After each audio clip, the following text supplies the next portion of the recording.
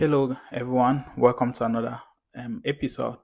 Today, we're going to be looking at the game between Manchester City and Arsenal and Manchester City that just ended. I think some minutes ago, if not an hour. It was a fantastic game from a City fan perspective. Mixed reaction, but then I sit and I look at it.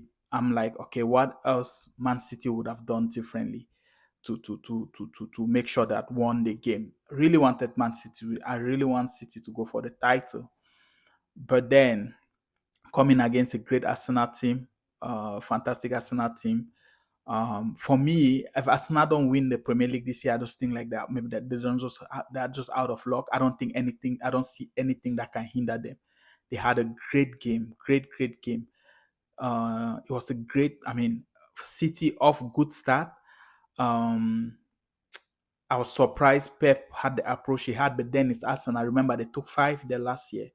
Um, in that 5-1, they took five there last year. When they went there, so I think Pep was just trying to see off the game more defensively. It's strange. A lot of reaction on the way Man City was playing because it's never heard of. It's never been Pep's game to sit back, low block, and just defend. The one time we saw that type of game was when they played Atletico Madrid. I remember in the 2022-2023 2022 Champions League quarterfinals, they went up against Atletico Madrid and Man City played that low block. That type of game, I think, was just a response to the way Atletico had played in the away game, and Pep was asked all these questions. That I was surprised. Early go on, great goal, fantastic goal, great run. Alan is, I mean, when Alan is an amazing striker. He's a great striker. The type of striker that just give him the ball in a good position and it's a job done. Amazing finish, especially from the way he makes the run. Once he took off, nobody was gonna catch him. He left Saliba and Gabriel in the dust. Once he took off, that was it. Um, but then the goal went in. It was so early in the game. I was like, "Oh, how's this gonna end?" But deep within me, I knew Arsenal. I knew Arsenal was just gonna come back and either get a draw or win because they were home. They had the crowd going into the game. But then the game for some moment just died down. It's where the way City defended well until that goal. City defended so well, low block, fall back, everyone defended. Nobody. I mean, it's strange. It's not Manchester City, but I think when there's a need, when there's that pressure, there's room for innovation, or there's room to fix one or two things. Given that that team is not the same as the one they had like 2 3 seasons ago, where teams were scared, teams will defend, teams will be the one to take that approach. Then Man City will attack and attack until they get the win. Um, we start by refereeing. Refereeing was great, fantastic refereeing. I mean, it was almost a perfect refereeing from my point of view. Um, the game started. So once Man City started playing that low block, I mean, at some point I became confident.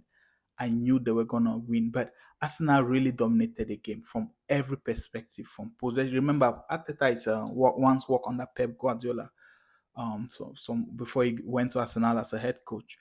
So he knows some of the way, like that tactic of like playing dominant football, holding the ball, dominating. And I mean, I look at the score line here. I go through I go through I go through I go through the stats here. Every possession, everything, Arsenal dominated in every area of the pitch.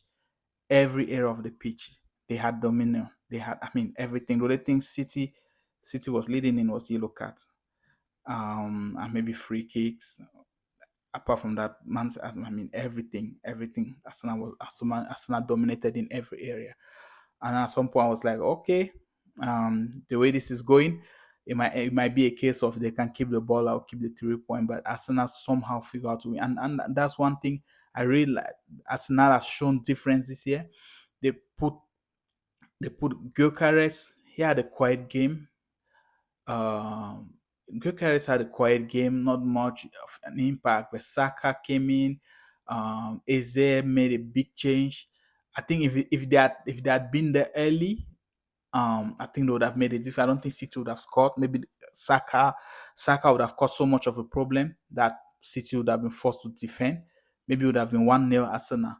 Donnarumma was fantastic, punching away the corners from Arsenal. Most times we see teams struggle a lot. Their goalkeeper struggle a lot. If Ederson was in that goal, I think it would have been game over for Man City. I don't think Ederson would have been going out to do what Donnarumma was doing. Because we know Arsenal with that corner, when they put that corner, the big guys charging, and there's not a it's difficult for teams to defend. But I think Man City do the great job. I mean, and Man City look at their defenders as size, Rodri, Reinders, Guardiola, Ruben Diaz. These are not small guys. And then you had Nico coming at some point, Ake too. These are tall guys. These are like really, really tall guys. They did a fantastic job defending on the Arsenal corners. But I think Pep is the type of guy that it seems like doesn't like when people critique his game. And I think if they don't win the league, if they don't go close to anything this season, is because it's the way he looks like. Okay, I'm doing what I'm doing. Nobody can tell me what I can do. You know, because I don't understand why he spent all that money in the summer and didn't get a right back. He didn't get a right back. Ake has played left back before. Ake has always played since he got to Man City. He had always played left back, even though he's a center defender. He's always been a left back. You have O'Reilly does a great job for a young kid at this age. That confidence, he's doing a great job. But why don't you get the right back? Um, Mateo Nunes is I don't know. He could be a great. He's an average midfielder. I will not say he's bad. He's average. He's good. He played well for Wolves, but he's not the right back. And Pep kept insisting, and I don't know the point he's trying. I think Kusanov felt discomfort. I think he's injured. That's why he went off. Matthew Nunes is not the right back. He's not. He's not. Last season is the reason why United came back and won 2-1 when they were 1-0 or when they were up 1-0 before the halftime. Why? Because he's shaky. Even I was watching and Gary Neville is literally saying, "You guys should go at him. He's not the right back. You guys should go at him." Um, he did what he could. I mean, he wasn't bad, but once he came in, I was scared. I was scared. But the goal didn't come from him. The goal never came from him. The goal came from, um, you know, I'm looking at it. They tried to push forward, like kind of a high line five. They tried to push forward, and the ball was dropped on their back, and that's how Martinelli made the run because they tried to push forward. And the question is, why did they try to push forward when you are already leading? And you have been defending so well, low block, not high block, because it came from trying to play high block and it was put behind. You've been defending so well. Why not just keep it at that? Why not just fall back? That one mistake, just that one error, was the reason why Arsenal came back and equalized. And also the equalization um came from they took the ball. I think Sivino, someone, Rodri, and Nico tried to pass it. They play with it. I don't know if you want to keep the ball, you keep it because when you hold the ball, Arsenal go with your number. So try to pass it, boot it at the back or boot it outside for a goal kick, so that they have to play it forward, not like giving it out there. And that's when the goal came from. But overall, City, I mean, I wasn't expecting a draw from City when I was watching this game. I knew they were gonna, I knew they were not gonna win. I didn't expect them to even draw because they have not been really good. They have not been really good. But what we see is City is kind of changing its pose. City is changing its way it's playing. They play United last week the same way.